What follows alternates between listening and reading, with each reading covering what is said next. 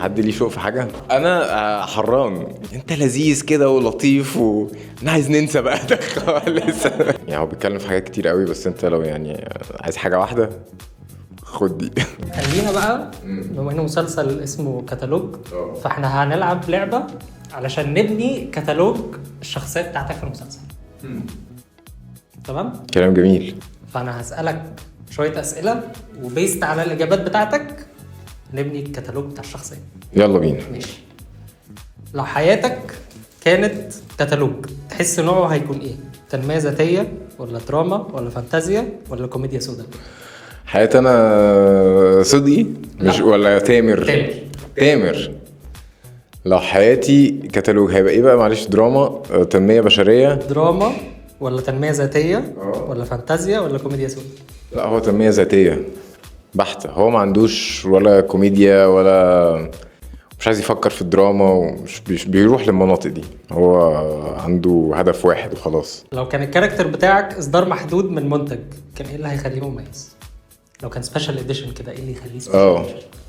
بطاريته ما بتخلصش. المنتج ده بطاريته يعني شغالة. ماشي. طيب ايه الحاجة الكاركترستيك اللي في تامر كنت عايز تغيرها في الاول وبعد ما لعبت كاركتر قدرتها اكتر؟ كنت عايز اغيرها في الطريقة اللي انا بقدمها بيها يعني، ولا او حاجة في الشخصية نفسها؟ لا، هو انا مقدر فيه قد ايه هو متفاني في شغله. هو فعلا شخص بيحب شغله، وقد كده كارير اورينتد، وقد كده مصلحة الشغل فعلا مهمة جدا بالنسبة له، لدرجة ان هو مهمل حياته الشخصية، بيروح في الويكندز قاعد في الشغل. فدي حاجة اكيد انا بقدرها واحترمها، بس ليها عيوب كتير. كده احنا عملنا الكتالوج بتاع تامر. ندخل بقى على جنرال كويستشنز على المسلسل. يلا بينا. لو تقدر توصف الرسالة الأساسية بتاعت مسلسل كتالوج في كلمة واحدة تكون؟ دي صعبة قوي، لان هو عنده رسائل كتيرة جدا جدا، بس يمكن اهم رسالة هتبقى الحب. يعني الحب، الاباء للابناء، حب الابناء للاباء، حب الاهل، حب الاصدقاء، حب الشريك الحياة. وقد ده فعلا بيعدي صعاب كتير عن طريق الحب والتسامح فحاسس دي اقوى رسالة. يعني هو بيتكلم في حاجات كتير قوي، بس انت لو يعني عايز حاجة واحدة خد دي. طيب هل انت حسيت لما شفت المسلسل ان انت كنت مرتبط او قريب من التجارب اللي حصلت في المسلسل من احداثه؟ في حاجة حصلت لك؟ يعني الحقيقة ما تعرضتش لتجربة فقد حد قريب قوي بالشكل ده، بس كلنا عشنا فقد في حياتنا بشكل او بآخر، وكلنا عندنا عيلة، وعلاقتنا مع أهالينا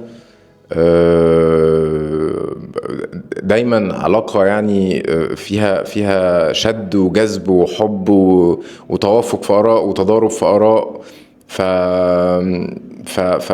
فالرحلة دي كلها اللي فيها ازاي عيلة بتلاقي بعض وبتقف جنب بعض، أكيد حاجة قريبة ليا يعني، وبشوف نفسي فيها. هل كان في مشهد وانت بتعمله في المسلسل كان صعب عليك نفسيا؟ هو طبعا مشهد المواجهة مع يوسف في الآخر مشهد كان مشهد تقيل ومهم، ويعني مش عايز أحرق قوي للي لسه ما اتفرجش، بس هو مشهد عن الصداقة والخيانة والإحساس بالتخلي والإحساس إنك لوحدك ومحتاج صديق. لأنه في الآخر هو تامر، يعني تامر لوحده فعلا، تامر لوحده حس إن هو كمان اتخان، هو كمان اتساب فجأة، والشغل اتساب، والحاجة المهمة اللي بنيناها سوا بتضيع. فهو مشهد تقيل اكيد. طيب سويتش من السيريسنس ندخل بقى في كواليس المسلسل. احكي لنا كان ايه بقى الفايبس اللي في الكواليس؟ الكواليس كانت لذيذة جدا يعني. اصلا يعني انا وفراج نعرف بعض من زمان جدا وصحاب وبعدين دنيا طبعا سامي يعني حاجة في منتهى المسخرة، وعصام والولاد يعني علي وريتال جمال جدا، واستاذ وليد الحلفاوي يعني احنا كنا بنتلم. احنا الحقيقه صورنا الكلام ده كان يعني بقاله فتره، يمكن تقريبا سنتين يعني، مش رمضان اللي فات، رمضان اللي قبله، من قبل كده احنا بنصور. فكنا يعني عدى علينا رمضان برضو احنا بنصور وبنفطر مع بعض وبنطلب اكل عامل ازاي فكان بيبقى في سفره يعني كلنا ناس اكيله. فلا كانت ايام جميله جدا بصراحه. هل عمرك قابلت في حياتك انت بقى كصديق حد زي تامر او حصل لك حاجه؟ قابلت ناس طبعا مش شايفين غير الشغل في حياتهم وبيستمدوا قيمتهم بس من الشغل. مش قادرين يعملوا توافق ما بين الشغل والحياة او توازن ما بين الاتنين. يمكن ما وصلتش للدرجة الدرامية اللي حصل بيها في المسلسل، بس طبعا في شخصيات من النوع ده.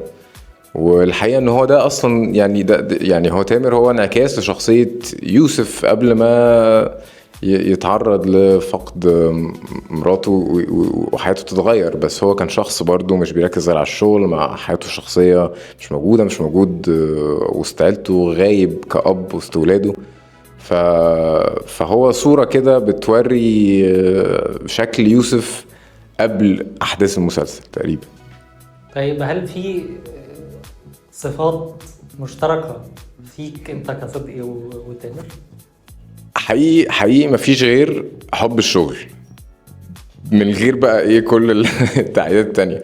بس انا ببقى حريص جدا انه اوازن ما بين الشغل والحياة الشخصية فعلا، لدرجة انه برفض شغل احيانا علشان لا دلوقتي ده لازم يكون وقت راحة، وقت اقضيه مع اهلي، مع صحابي، مع الناس اللي بحبهم. فبحاول افكر نفسي دايما بده. طب حضرت ان انت تلعب بالكاركتر بتاعت تامر دي ازاي؟ والله بص، استاذ وليد حلفاوي اول حاجة قالها لي اول ما اتقابلنا علشان الدور ده، قال لي انت لذيذ كده ولطيف وانا عايز ننسى بقى ده خالص. فكنت بحاول اتمرن على ازاي ابقى رخم او مش رخم، بس انا دايما لما هتكلم هبقى بضحك، هبقى بهزر، فكنا بنشوف ازاي هو شخص يكون ده مش موجود في حياته. يعني هو ما بيعرفش قوي يعمل ده يعني. هو جد زيادة، داخل على طول، صارم في تناول الامور. دي الحاجة اللي كنت بحاول ازاي الشيء اللي في طبيعتي، اللي هو لو انا اخش على حد وانا مبتسم وبشوش بتاع ده، ازاي اقلله واطفيه يعني. اوكي، انا اخر سؤال من عندي، ايه بقى واتس نيكست فور صدقي صخر؟ عندك حاجه جايه قريب عايز تقول لنا عليها؟ والله المفروض عندنا فيلم قصر الباشا، ان شاء الله يبقى عرضه السنه دي، مش متاكد بالظبط امتى. وفي فيلم كمان ان شاء الله برضو يتعرض، بس مش هقدر اقول، مش هقدر اتكلم عنه يعني. وفي مسلسل ظروف غامضة مع أمير كرارة وآية سماحة، ده إخراج أستاذ محمد بكير وكتابة أستاذ محمد ناير وإنتاج سينرجي.